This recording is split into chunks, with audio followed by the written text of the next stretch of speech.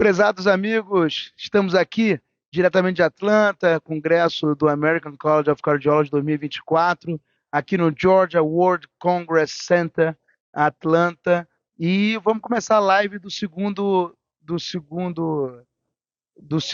dia, do segundo dia. Estamos aqui numa conversa a três, né? Eu, Roberto Rocha Giraldes, e você, telespectador, espectador, internauta ou de qualquer forma que você está vendo essa live. Então, participe conosco, né? Mande mensagens através dessa live que a gente vai tentar discutir aqui o que houve de melhor. Porque vamos falar hoje sobre um dia extremamente cheio, né? Foram 2 sessões de Late Breaking Clinical Trials, 10 estudos do Late Breaking Clinical Trials. Estamos saindo agora de uma sessão de Late Breaking também, que tivemos a apresentação brasileira. Então, foi um dia super cheio e temos muito para discutir hoje nesse congresso. Doutor Roberto Rocha Giraldi, suas saudações iniciais, falar com o nosso espectador, aonde ele estiver,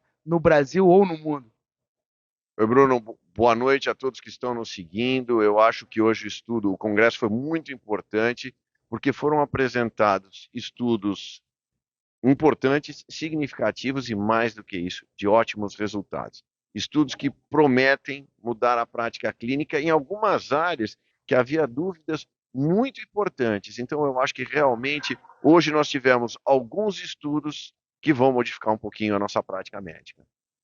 É isso mesmo, certamente, tanto eu quanto o Roberto Rocha Giraldi vamos voltar para o Brasil, já mudarmos a prática clínica em alguns cenários, na medida em que alguns são intervenções que já existem ou que vão deixar de existir, mas que já estão disponíveis, outros que ainda vão chegar, mas certamente esse congresso vai mudar a prática clínica do Brasil e do mundo inteiro. Bom, tivemos 2 sessões de Late Breaking Clinical Trials, vamos first things first, né? Antes, vamos começar com a primeira sessão, logo no início do dia, uma sessão com 5 estudos. Eu queria que você, nessa segunda sessão de Late Breaking Clinical Trials, a primeira foi ontem, diga para mim, Roberto Rocha, o que você achou de mais importante? Foi uma sessão de prevenção, a princípio, né? Prevenção cardiovascular. O que você achou mais interessante nessa sessão? Olha, Bruno, o que eu achei que me chamou a atenção, na verdade, mais do que uma sessão de prevenção, foi uma sessão tecnológica, eu achei. Nós tivemos a apresentação de múltiplos estudos, ainda estamos distantes da prática clínica com essas medicações, mas foram novas medicações com novos alvos terapêuticos, principalmente na área de dislipidemia, uma série de medicações que utilizaram desfechos substitutos, como triglicérides, como LDL, uma série de desfechos conhecidos e que prometem agora, em estudos de fase 3, alguma resposta, talvez, a coisas que a gente tem buscado há algum tempo, como, por exemplo, um impacto clínico da redução de triglicérides por outros mecanismos de aumento do HDL, enfim, da redução do LDL que a gente conhece. Então, nessa primeira sessão, como são estudos de fase 2, eu vou deixar você falar sobre aquele estudo que eu acho que foi o mais interessante, até porque a hipertensão, apesar de não ter um impacto tão decisivo na doença arterial coronária, ela é o mais importante dos fatores de risco pela alta prevalência que a hipertensão tem nessa população. Então, a gente sabe que na população que tem doença arterial coronária, é o fator de risco mais prevalente, então por isso é muito importante se tratar a hipertensão. E eu vou devolver a palavra a você para que você possa falar um pouquinho do estudo Cardia 2 que foi apresentado no Congresso. Eu nem vou precisar mais falar sobre o racional do estudo, mas percebam que a gente estava carente de novas medicações para hipertensão, né? Ainda que nós tenhamos um arsenal muito grande, todos são muito antigos e, principalmente, não resolveram o problema. A adesão ao tratamento e, principalmente, o controle da hipertensão beira os 15 a 20%. A história da regra das metades, né? Metade dos pacientes que têm hipertensão não sabe que tem hipertensão, metade dos pacientes que têm hipertensão e sabem não os tratam, e metade dos pacientes que sabem que têm hipertensão e tratam, metade controla. Então, a gente ainda está muito longe do tratamento. E apareceu uma nova medicação que faz com que haja uma inibição da produção do angiotensinogênio no fígado ainda, o zilebeziran, né? E essa medicação tem uma questão fundamental que é feito 2 vezes por ano, de 6 em 6 meses, e deve ajudar no principal problema, um dos principais problemas, pelo menos, que é a pouca adesão ao tratamento. E esse estudo, CARDIA 2, foi um estudo que avaliou o seguinte: pacientes com hipertensão não controlada que tomavam um ou dois antipertensivos. Foi colocado um terceiro antipertensivo, e aí depende, evidentemente, dos outros dois, né? Tinha o braço do amlodipino, o braço da indapamida e o braço do olmesartan. E esses pacientes passavam por uma fase aberta, que tomavam, era uma fase de run-in, esses pacientes, se tivessem uma boa adesão ao tratamento e mantivessem a pressão não controlada, eram randomizados por zilebeziran ou placebo, né? E esses pacientes foram acompanhados por 12 meses, por um ano, e o que aconteceu? Houve nos 3 cenários, nos 3 braços, houve uma redução da pressão arterial no braço zilebeziran na comparação com o grupo placebo. E, interessantemente, independente dos outros antipertensivos. Porém, no braço da olmesartana, essa redução de pressão foi um pouco menor, né? Eu até perguntei para o investigador principal, que a gente fez uma entrevista, se porventura seria interessante usar zilebeziran versus o inibidor do sistema renina-angiotensina-aldosterona, né, já que foi o que menos foi efetivo, né? E ele me falou o seguinte: olha, isso pode ser sim, ainda que não haja problema de usar as duas classes de maneira juntas. Na verdade, é a mesma, agem sobre a mesma via, e eles usaram dessa forma. Talvez possa ser usado como uma alternativa. Talvez possa ser usado até para diminuir a falta de adesão às medicações. E o que ele falou de forma interessante foi que, ainda que exista essa nova medicação com os bons resultados, agora vai existir o estudo CARDIA 3, muito maior, com desfechos clinicamente relevantes também, como os desfechos, aqui era só a pressão arterial, ainda que a gente consiga ter mais uma medicação no mercado, não vai mudar nada se houver inércia terapêutica, quer dizer, o colega médico não prescrever adequadamente as doses corretas e o número de medicações corretas, ou a falta de adesão do paciente. Então, isso a gente tem que trabalhar muito bem. Eu acho que esse estudo foi super importante, que é uma nova fronteira na área da, da, da hipertensão, mas essa sessão teve também essas questões da dislipidemia, que a gente ainda está procurando muito, né? O tratamento com medicações para a trigliceridemia sempre conseguiram o seu objetivo de baixar o triglicerídeo, mas nunca conseguiram baixar desfechos clinicamente relevantes, né? E se mostraram aqui estudos com medicações que não são fibratos, né? E que podem diminuir a trigliceridemia.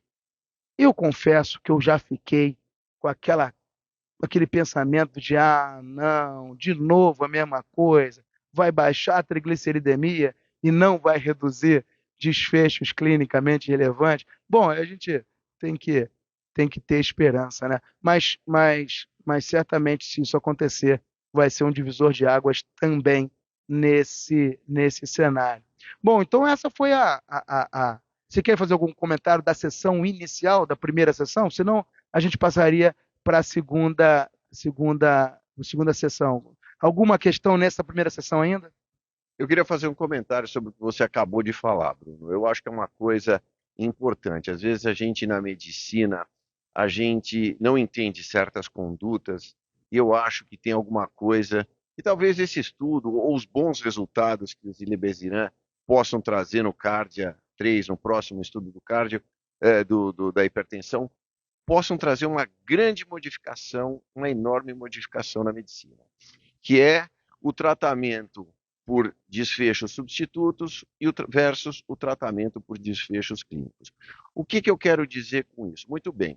Quando a gente olha um paciente que a gente precisa tratar por hipertensão, a gente tem o direito de iniciar com qualquer medicação. A gente pode iniciar com diurético, a gente pode iniciar com inibidor da ECA, BRA, ou eventualmente com uma droga que seja o inibidor do canal de cálcio. Não interessa a ordem que eu inicie, desde que eu atinja um determinado nível de pressão. Se a pressão estiver controlada, eu estou satisfeito com aquilo em relação ao meu objetivo. Diferentemente, os lipidologistas, que parecem ser muito mais exigentes do que os hipertensólogos, eles exigem que a gente comece com estatina, porque existe uma evidência maior da estatina, depois a gente junte o ezetimibe, que também tem uma evidência maior, e depois de tudo isso a gente use os inibidores do PCSK9 como terceira alternativa. Ao contrário do que acontece na hipertensão, existe uma restrição maior no tratamento da dislipidemia.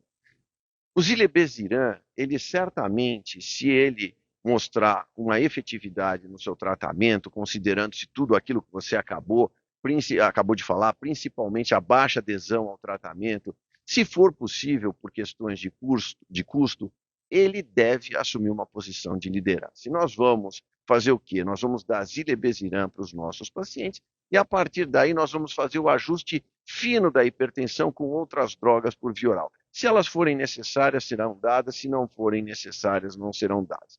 Eu acho que isso vai ser uma lição também para a dislipidemia. Nós tivemos o Victorian Initiate, e eu acho que já existe uma certa pressão também no campo da dislipidemia para que a ordem dos fatores não altere o produto e que valha a propriedade comutativa, ou seja, que a gente possa iniciar, por exemplo, com o inibidor do PCSK9 altamente potente, porque a teoria do LDL já está mais do que comprovada, os pacientes têm uma adesão maior ao tratamento e depois a gente possa fazer o controle fino com o uso das estatinas, com ezetimiba, enfim, agora nós temos também o ácido bempedoico a caminho, para que a gente possa fazer o ajuste fino com uma dessas medicações.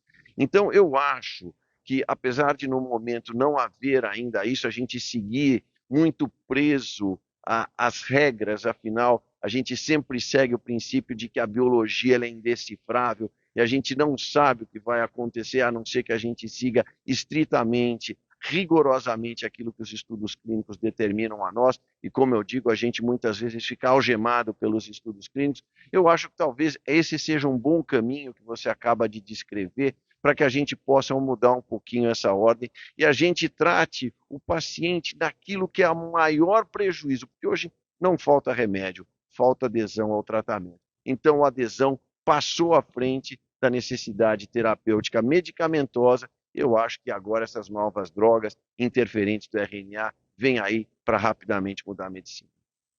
É isso mesmo. A gente está nesse momento que a gente tem muitas informações, mas às vezes a gente não consegue fazer aquilo que a gente, nos estudos clínicos, conseguiu é, é, é, é, é, produzir. Né? Eu vou lembrar de um estudo, agora eu não estou lembrando se esse estudo foi do primeiro ou foi do segundo, a segunda sessão, mas foi, eu posso falar agora, ou como o último da primeira sessão, o primeiro da segunda sessão, que é o estudo B-Active, né? Que era um estudo extremamente importante, interessante, porque ele faz uma intervenção talvez simples, né? Talvez simples, que aumenta a atividade física do paciente, né? Ele fez duas estratégias, a estratégia da gamificação ou da ludificação, quer dizer, ele transforma a vida do paciente em um jogo, né? Ele coloca várias necessidades, ou ele manda mensagens para o paciente: olha, agora você tem que fazer a sua meta de 2.000 passos, agora você precisa fazer, lembra que hoje você tem aquele momento que tem 5.000 passos, e assim vai. A gamificação. A segunda eram incentivos financeiros, né? Quer dizer, se o paciente cumprisse a meta dele, ele teria incentivos financeiros. Eu não entendi muito bem se incentivo financeiro seria ganhar dinheiro ou deixar de perder dinheiro, por exemplo, em programas de seguradoras de saúde, por exemplo, você ter descontos e assim vai. E ele teve uma terceira, ele, ter, ele, ele perdia desconto. Ele perdia descontos, exatamente. E um terceiro, que eram os dois juntos, né? E um quarto grupo, que era o grupo controle, que não tinha nenhum desse caminho. Mas o interessante foi o primeiro estudo, o efeito Hawthorne, né? O paciente que não teve nenhuma intervenção também aumentou a quantidade de passos, porque ele estava no estudo clínico. O fato de estar sendo visto fez com que ele fizesse mais exercício. Agora, o grupo da gamificação e o grupo do incentivo financeiro tiveram maior atividade física do que o controle. E mais interessante ainda, o que juntavam as duas estratégias tinham ainda maior atividade física. Eu perguntei para o colega, o investigador principal desse estudo, se porventura a gente precisava fazer desfechos duros, né? Desfechos de morte, infarto, AVC, morte por qualquer causa, que evidentemente não era o cerne desse estudo, o estudo BEACT. E ele falou: olha, claro que eu quero, eu estou pensando em fazer, mas eu não preciso fazer. Na medida em que toda a literatura que nós conhecemos diz que quanto mais exercício você fizer, menor será a sua mortalidade cardiovascular ou de eventos cardiovasculares, o que faz todo sentido, ainda que ele queira seguir esse caminho. Bom, isso a gente já sabe. Fazer atividades físicas aumentam a saúde cardiovascular e diminuem o risco cardiovascular. O que trouxe esse estudo BeActive, que para mim é a intervenção, a mudança da prática clínica, são estratégias potenciais. Não sei se isso vai dar no Brasil, se operadores vão utilizar os incentivos financeiros, porém, é um caminho que provavelmente é custo-efetivo. Provavelmente, dar descontos ao paciente fará com que ganhe mais economia nos serviços terciários de saúde. Doutor Rocha, alguma notícia aí? Eu chamo os nossos colegas sempre a falarem, a trazerem suas dúvidas, suas informações. Fiquem super à vontade, tem uma equipe aqui por trás dessa câmera para dizer a gente se há novas perguntas para a gente aqui. Bom, vamos para a segunda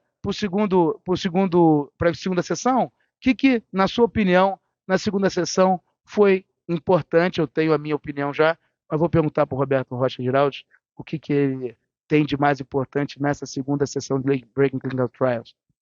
Eu acho que na segunda sessão, Bruno, foi a sessão, vamos dizer assim, ainda mais interessante do ponto de vista clínico, com apresentação de trabalhos que certamente vão mudar a nossa prática, e um desses trabalhos foi o estudo Ultimate DAPT, que foi apresentado pelo Dr. Greg Stone. Dias consecutivos, o Dr. Greg Stone apresentou 2 trabalhos que vão mudar a prática clínica, acredito eu. E no trabalho que ele apresentou hoje, essa manhã, o Ultimate DAPT, ele abordou uma questão que vem sendo discutida há muito tempo. Se refere ao tratamento antiplaquetário em pacientes que apresentaram síndrome coronária aguda e foram submetidos a tratamento percutâneo, que é a imensa maioria dos pacientes que apresentaram evento coronariano agudo, síndrome coronária aguda. Então, qual é a dúvida? O que rege as recomendações hoje? Baseado em toda a literatura, nós sabemos que os pacientes devem receber terapia antiplaquetária dupla com AAS mais o inibidor P2Y12, o inibidor do ADP, clopidogrel, prasugrel ou ticagrelor, preferencialmente o prasugrel ou ticagrelor, que mostraram vantagens em relação ao clopidogrel por um período de 1 ano. A partir daí, é um outro mundo. Mas, enfim, os pacientes devem ser tratados por 1 ano. Só que nós sabemos que esse tratamento de 1 ano, ele acaba aumentando significativamente as taxas de sangramento. E também nós aprendemos que o aumento das taxas de sangramento está associado a um aumento do risco cardiovascular, inclusive um aumento da mortalidade. Então a pergunta é: como nós podemos alcançar o ponto ideal em que eu previno ao máximo os eventos isquêmicos sem aumentar os eventos hemorrágicos? E a tentativa do Dr. Greg Stone, que não é nova, porque o próprio grupo dele já tinha feito um estudo chamado de Twilight, que tinha avaliado, ao invés do uso da terapia antiplaquetária dupla por 1 ano, o estudo Twilight tinha avaliado o uso de aspirina e combinado com ticagrelor por 3 meses, e a partir daí ele suspendia o AS. Acontece que alguns estudos mostraram em subanálises que a terapia antiplaquetária dupla era útil apenas no primeiro mês, que a partir daí não valeria mais se manter a terapia antiplaquetária dupla. Subestudos, veja, isso não são estudos randomizados. Então a ideia deles foi reduzir de 3 meses, que foi testado no Twilight, para 1 mês o período de terapia antiplaquetária dupla, com a ideia de que a aspirina ela é uma droga de baixa potência antiplaquetária e alto risco de sangramento. Nós sabemos que a maior parte dos sangramentos acontece a partir do tubo digestivo elevado, estômago. E o principal causador desse sangramento é justamente a aspirina. E se eu suspender a aspirina ao final desse primeiro mês, que é onde as subanálises mostraram alguma vantagem no tratamento duplo, e mantiver até o final de 1 ano só o tratamento com ticagrelor?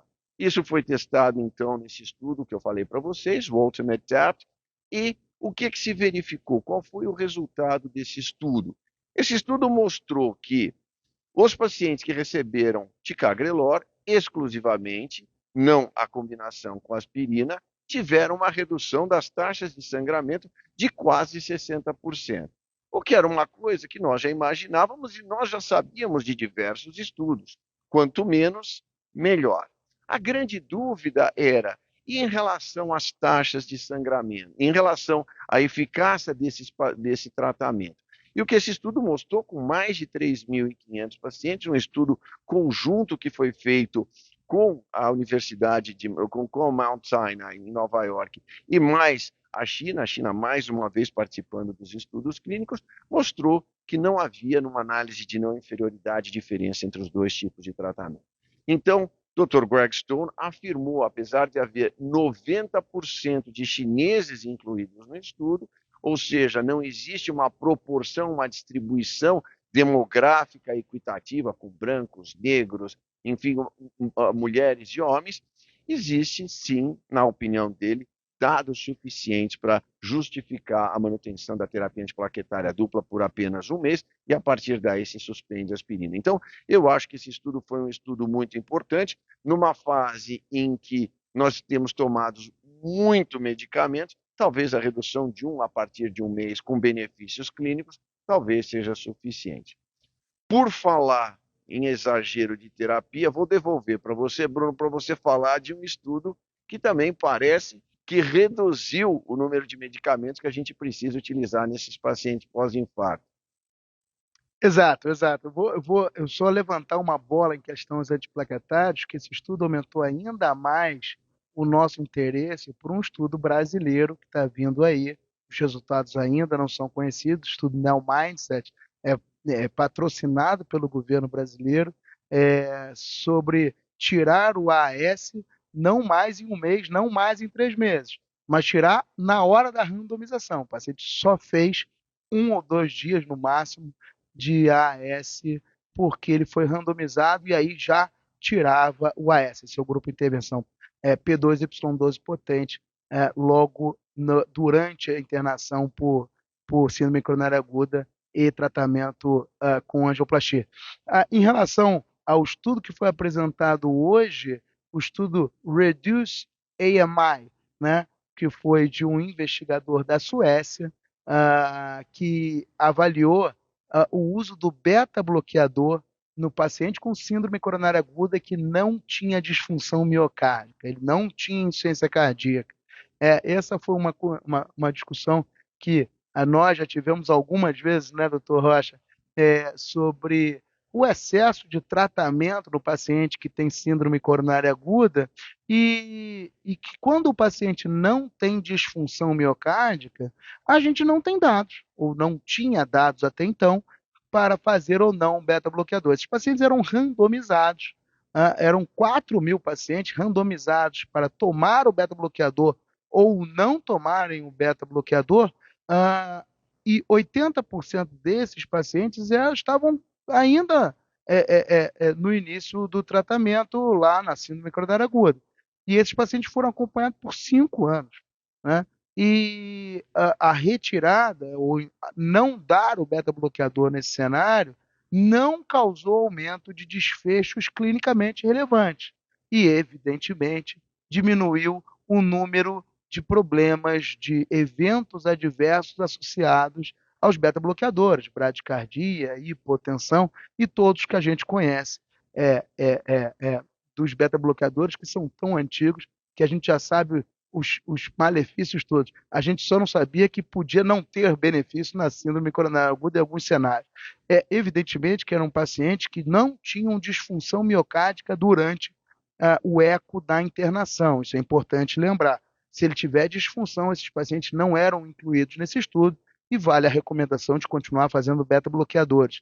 Ah, e uma das coisas que eu perguntei para o investigador principal, foi interessante, falei, olha, eu trabalho num ambulatório de pós-infarto, eu recebo esses pacientes após a internação. Se eles tiverem beta-bloqueadores na prescrição de alta, eu devo retirá-los? Ele falou, olha, não sei se deve retirar, mas conversa com um colega da unidade cardio-intensiva para que ele não coloque, se não for necessário, esse cenário, né? Foi mostrando para vocês a mudança de paradigma que eu acho que esse estudo vai fazer. Esse estudo definitivamente vai mudar em muito a prática clínica do cardiologista. Porque, lógico, vários são os pacientes que a gente fica na dúvida se ele tem insuficiência cardíaca, ele tem sinais de congestão na apresentação, ele tem disfunção miocárdica na apresentação. Esses a gente não está conversando. Mas existem vários pacientes, principalmente porque estamos cada vez mais rápido recanalizando os pacientes, seja por recanalização química, por trombólise, seja por angioplastias primárias, a gente está cada vez dando menos dano àquele miocárdio. E muito, cada vez mais, teremos pacientes com menor disfunção miocárdica e, realmente, nesse cenário, a gente vai parar de fazer beta-bloqueadores.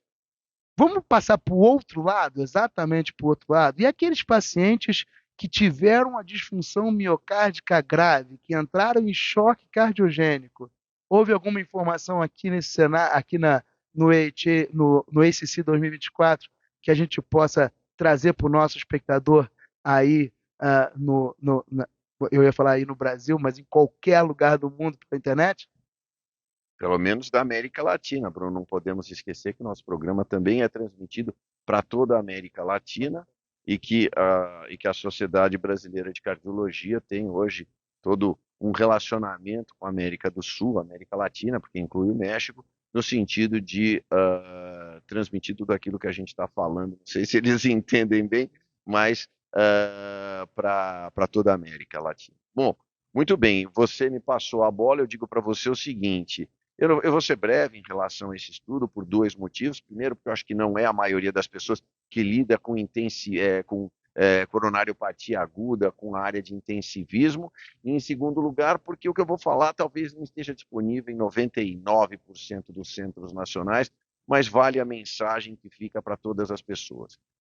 No Congresso Europeu do ano passado, nós tivemos uma má notícia, porque o que acontece? Os pacientes que apresentam infarto agudo do miocárdio, esses pacientes têm duas causas básicas de morte. A primeira causa de morte são as arritmias cardíacas e a segunda causa é a falência ventricular. A gente sempre que fala em morte no infarto agudo do miocárdio, a gente pensa em arritmia cardíaca, mas isso não é válido. Dos pacientes que apresentam infarto e morrem fora do hospital, uma boa parcela, alguns dados sugerem que até a metade desses pacientes podem morrer por falência ventricular. Então, a falência ventricular aguda relacionada ao infarto é uma causa muito importante de morte. dos pacientes que chegam ao hospital, que chegam ao serviço de emergência, a grande maioria, a vasta maioria, vai morrer de disfunção ventricular dentre aqueles que morrem. Então, o tratamento da insuficiência cardíaca naqueles pacientes que chegam ao hospital é extremamente importante. E, infelizmente, ao longo dos últimos anos, nós conseguimos mudar o número de pacientes que desenvolvem choque cardiogênico na fase aguda. Com os tratamentos de recanalização, de reperfusão miocárdica, nós conseguimos reduzir muito esses números, mas daqueles que desenvolvem o choque, não houve uma alteração na evolução, ou seja, aproximadamente entre 50% e 70% desses pacientes vão acabar evoluindo a óbito pela disfunção ventricular, diretamente, ou pelas complicações indiretas de uma internação hospitalar prolongada. E, no final do ano passado, no Congresso Europeu, nós tivemos uma má notícia vinda da Alemanha, no sentido de que o uso de ECMO para sustentação desses pacientes não era favorável à evolução desses pacientes. Ou seja, mesmo colocando ECMO nesses pacientes para dar o que a gente chama de repouso ao coração, a gente sabe que uma parte da disfunção ventricular depois do infarto vai se recuperar, seja porque existe um miocárdio atordoado, seja por uma reestruturação da forma do coração, a gente não sabe muito bem. Existe sim uma recuperação da função ventricular. Então, a ideia desse suporte mecânico é permitir que essa recuperação, esse repouso seja dado ao coração, permitindo então que haja uma melhora da evolução desse paciente, sem que os pacientes se cronifiquem dentro da UTI. E no ano passado foi feito o uso de ECMO nesses pacientes, que infelizmente não mostrou nenhuma grande vantagem. E agora foi apresentado no Congresso do American College um estudo também vindo da Alemanha, não um estudo que usou ECMO, mas um estudo que usou uma outra forma de suporte circulatório, um suporte circulatório por fluxo ventricular, jogando o sangue para fora do coração. O Impella acabou trazendo bons resultados e reduzindo um número que pode parecer às pessoas que não é tão significativo, mas para os pacientes que desenvolvem choque cardiogênico é muito importante, uma redução de 15% da mortalidade desses pacientes. É um número bastante importante, abrindo a porta. E vejam, esse foi um estudo clínico com 300 pacientes, 300 é um número bastante justificável numa doença de tamanha mortalidade, mas que confirma alguns estudos de menor porte que também tinham sido feitos com o mesmo dispositivo previamente. Então, parece que talvez o Impella tenha alguma característica individual dele que permita reduzir, melhorar o fluxo, recuperar a função ventricular, tirando esses pacientes de um desfecho decisivo na fase aguda do infarto. Então, essa foi uma excelente notícia que veio também da Alemanha e nós esperamos, quem sabe, num futuro próximo, poder começar a utilizar nesse conjunto de pacientes esse novo dispositivo. Você falou uma coisa muito importante, Rocha, que é essa situação de uma melhora, ainda que transitória, desse paciente. Às vezes foi porque ele já chegou em um momento de choque cardiogênico, às vezes você percebe o choque cardiogênico nas primeiras 24, 48 horas, aquela hipertensão, hipotensão, taquicardia importante, necessidade de inotrópicos, e às vezes esse paciente não conseguiu ser recanalizado a contento, ou ele não tinha condições de fazer a angioplastia. Eu vejo residentes, às vezes, assim, do tipo, poxa, ele está melhorando, talvez, está vendo? Olha, ele está melhorando, mas, infelizmente, a gente sabe que a mortalidade desses pacientes é muito alta, como você falou, seja por arritmia, seja por falência de bomba, seja por complicações, a maioria das vezes complicações, ele morre, sei lá, 1 mês, 2 meses, 3 meses depois, na terceira, quinta infecção, né, e ganhando comorbidades durante a internação.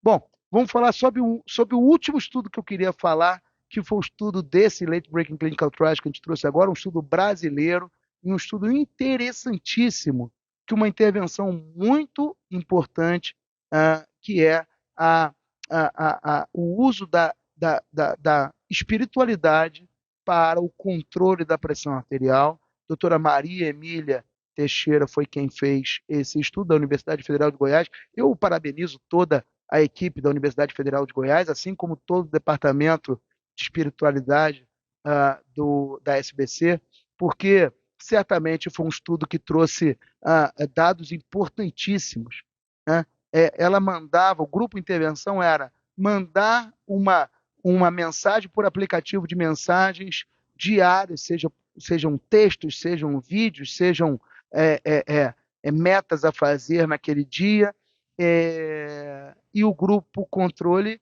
é o stand-off care, é o que a gente faz hoje em dia. Olha, tome esse remédio, esse remédio, esse remédio, depois eu vejo a senhora ou o senhor. Né? É o que a gente faz hoje, não entra em contato com os pacientes ao longo do tempo.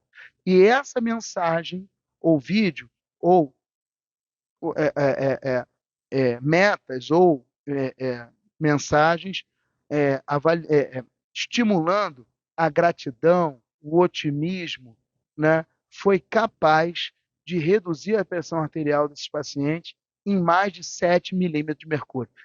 Eu tinha falado sobre o estudo do Zilebeziran. O Zilebeziran, junto com o mesartana, diminuiu a pressão em 4 milímetros de mercúrio.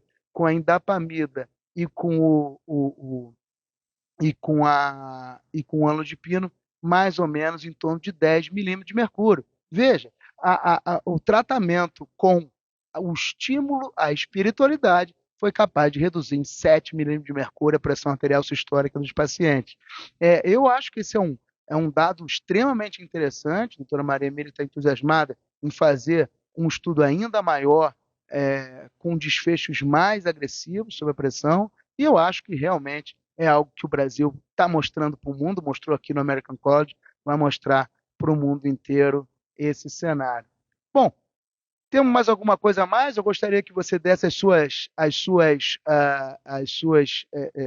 informações em relação ao que você achou de hoje, o que está esperando para amanhã, nesse segundo dia do congresso do American College of Cardiology. Como sempre, Bruno, um congresso excelente, a gente aprende muito, revendo coisas que nós aprendemos e esquecemos, e também aprendendo coisas novas. Então, acho que é sempre uma excelente oportunidade estar aqui no congresso e aproveitar hoje, né, para mandar as notícias para todo mundo. A gente sabe que é muito difícil que as pessoas venham ao congresso.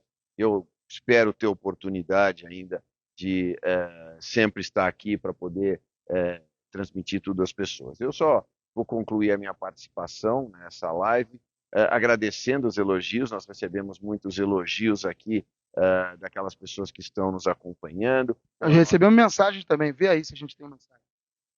Acabei de perder.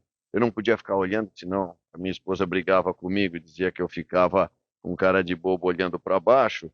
Então, o que eu posso dizer é que nós recebemos elogios, porque esses eu consegui pela nossa participação. Mas eu não cheguei a ver pergunta. Alguma pergunta? Tá no seu WhatsApp, a nossa produção já mandou para você aí. Vamos ver se a gente achou alguma coisa. Vamos ver.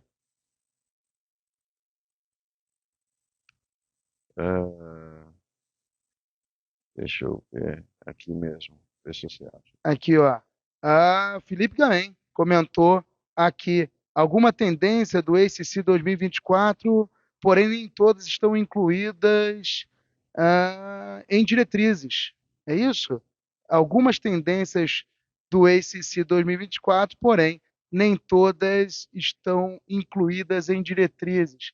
Acho que a maioria não está incluída em diretrizes, né? É assim que a gente faz. A gente começa, o dado vem nos congressos e essa é digerido até chegar às diretrizes. Bom, é uma boa pergunta. Você acha que a gente vai incorporar em diretrizes a monoterapia na síndrome coronária aguda? E outra, a gente vai tirar da diretriz o beta-bloqueador na síndrome coronária aguda em todos os cenários? O que você acha, Roberto Rocha Giraldi? Eu digo sempre o seguinte, que beta-bloqueador, inibidor da ECA, BRA, metformina, são medicações queridas dos médicos.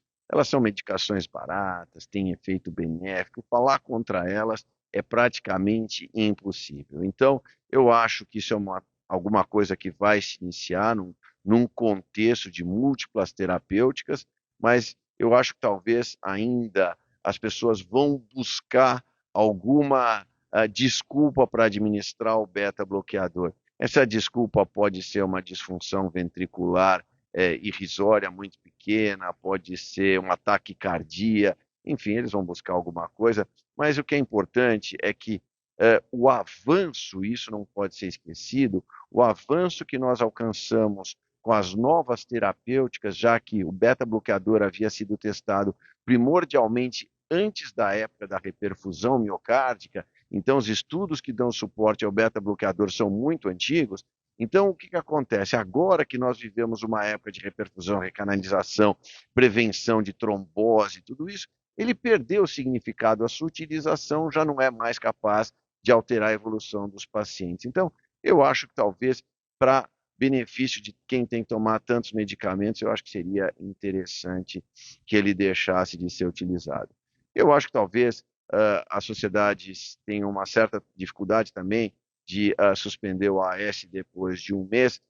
No Brasil, a gente não pode se esquecer que o segundo antiplaquetário inibidor do ADP é normalmente o clopidogrel, e esse resultado não se aplica ao clopidogrel, se aplica ao ticagrelor, preferencialmente, em segundo plano ao prasugrel, que são medicações mais potentes.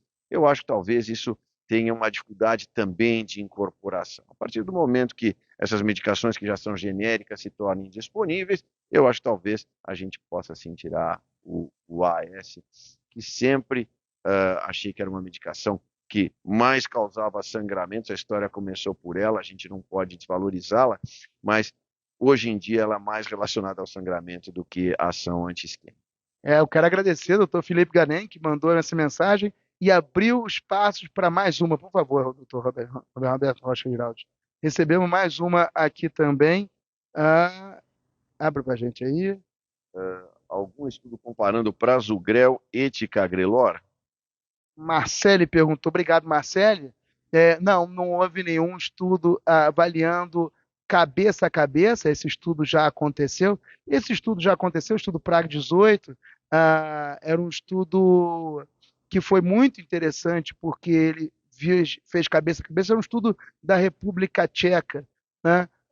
Mas teve uma dificuldade muito grande de manter os pacientes no grupo ticagrelor e no grupo prasugrel por questões financeiras. Muitas pessoas iam para o clopidogrel nesses estudos, isso podia ser feito no estudo, mas o que foi bonito é que, nesse cenário, houve um benefício maior do prasugrel em relação ao ticagrelor.